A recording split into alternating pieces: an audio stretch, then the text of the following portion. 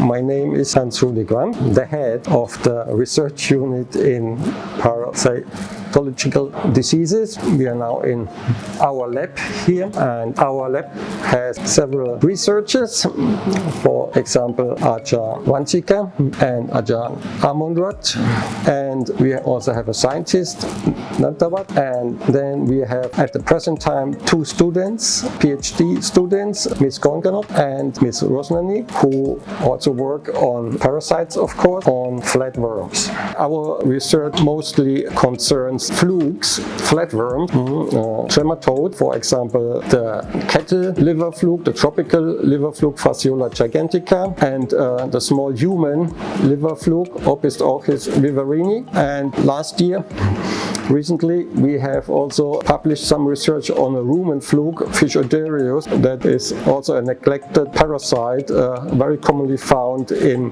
cattle in Thailand.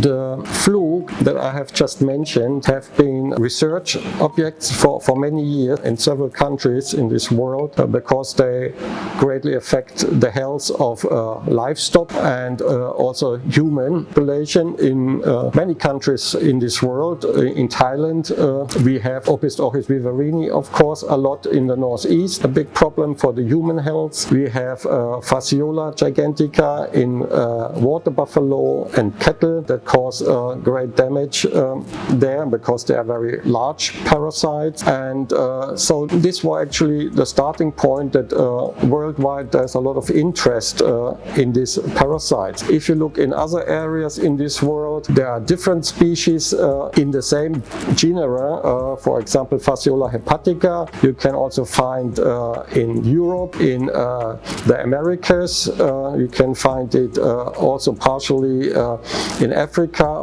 and Australia. Fasciola gigantica is also found in other parts of Asia, also in some countries, eastern parts of Africa.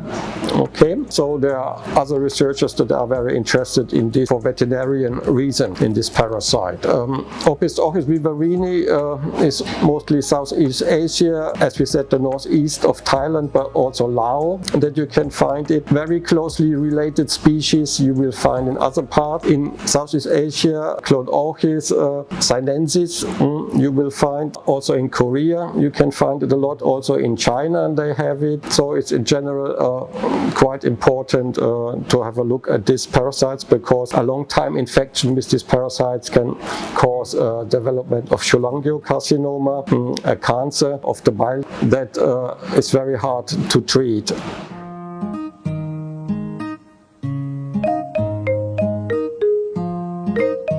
In general, the scope is the molecular, biochemical and biological analysis of parasite molecules that have an effect on the host and are important for parasite survival. The keyword is, for example, host immune system modulation, and we have investigated several molecules of the parasite that have an effect on the host.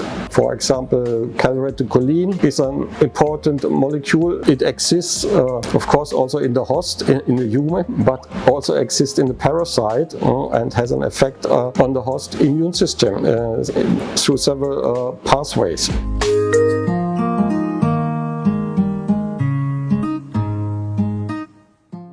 Parasitology is a field that is more applied than general biology, let's say. Parasitology includes medical research and biological research, and I'm actually a trained biologist trained in genetics of the fruit fly, Drosophila melanogaster, which is a model organism. If you do research with Drosophila, it's basic research, but if you work with the parasite, you try to do applied research, and so it looks like you have a higher impact on human health if you work in parasitology. The benefit for society looks like it's greater than if you do just basic research in model organisms.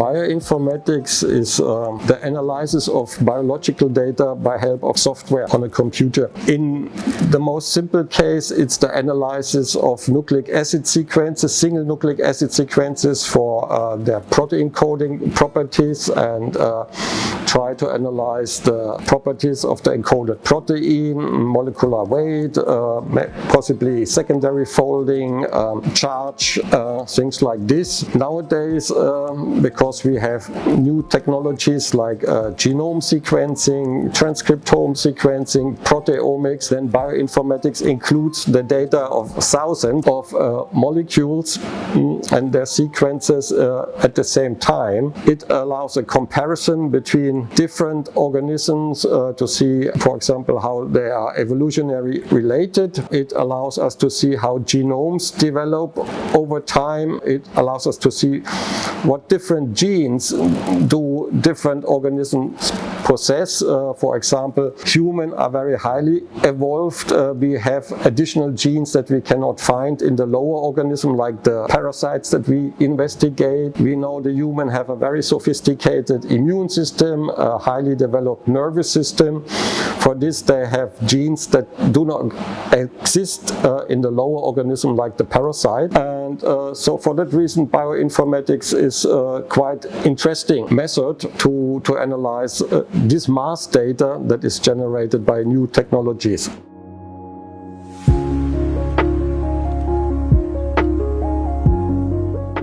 As mentioned, we have also recently analyzed a worm called fish Euderius, a rumen fluke in cattle, and what we found was that this fluke actually is not only one species as previously thought, but it's a complex of several species. For this analysis we had to use bioinformatics because we analyzed the transcriptomes of several worms, and by comparison of the transcriptomes of this specimen we found out that they are quite different. We compared them with the fruit fly genomes to see how fruit fly genomes differ from each other among different species, and we could see that for these fish Euderius specimens that we had, differences were as high as between certain Drosophila species, so that we can be sure these fish Euderius species that look quite similar under the microscope, that they are actually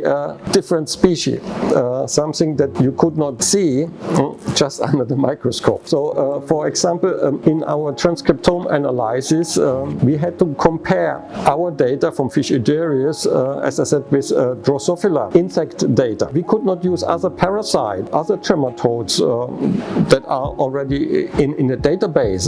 For example, the blood flukes, schistosomes. There are many species where the genome data is present in the database already. But when we tried to compare this data, we found out that this data has some problems, because bioinformatics tools is often a prediction. It's not real data that you do in the lab, but you make prediction for genes, the structure of the gene, what is the coding part of a gene, and often the prediction is not precise. You get many errors.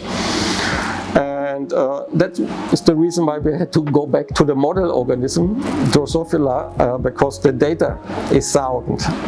It's correct. Many years, many investigators have studied Drosophila, so the prediction of gene coding sequences is much better than in the schistosomes. And actually we have one image here that will show that normally you expect mutations to be distributed equally along the gene lengths when you compare many genes. So you get a flat line.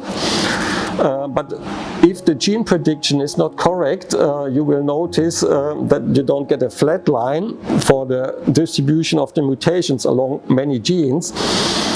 In gene prediction, you get a problem that you see at the beginning of the curve, the value for mutations is very high, then it goes down, and at the end it will rise again. And this is because the software that is used for gene prediction has a problem.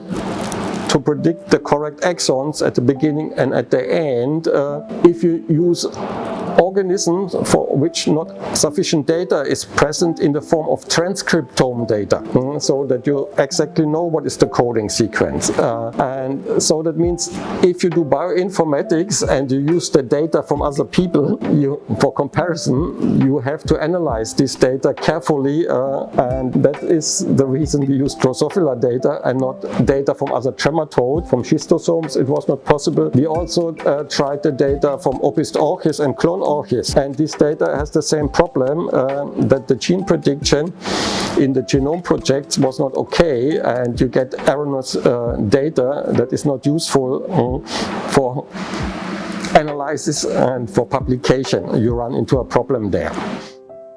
Okay, this is all what I want to talk about and to introduce our research unit in parasitic diseases at the Allied Health Sciences of Thammasat University, and I hope you will like our AHS YouTube channel and promote it and recommend to others to view it and learn from it, and recommend maybe to other students to attract them to our university. Thank you very much.